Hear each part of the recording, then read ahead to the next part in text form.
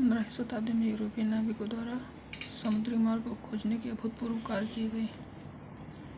उनमें से अनेक नाविक भारतीय उपमहाद्वीप तक पहुंचने का मार्ग खोजने और मसाले प्राप्त करने की इच्छा से प्रेरित थे।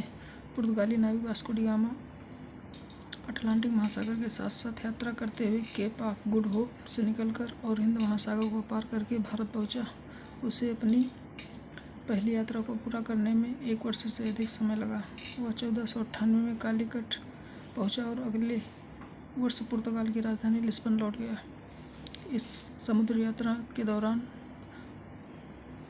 दौरान उसके 4 में से 2 जहाज नष्ट हो गए और 170 यात्रियों में से केवल 54 यात्री जीवित बचे।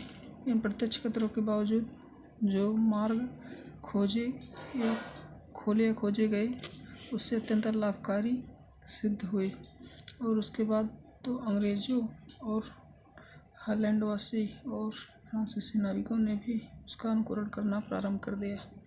भारत पहुंचने के लिए समुद्री मार्गों की खोज का एक अन्य सुपरिणाम निकला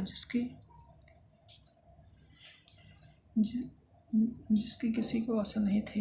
एक इटलीवासी क्रिस्टोफर कोलंबस ने भारत पहुंचने का मार्ग खोजने के लिए अटलांटिक महासागर को पार करके पश्चिम की ओर यात्रा करने का निश्चय किया। उसका सोचना था कि चूंकि पृथ्वी गोल है इसलिए वह पश्चिम की ओर से भी भारत पहुंच सकता है। वह 1492 में वेस्ट इंडीज के तट पर पहुंचा।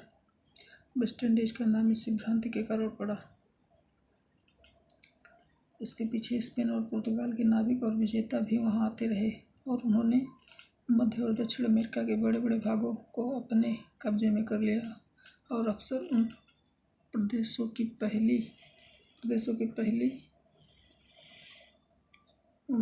पहले वाली बस्तियों को नष्ट कर दिया।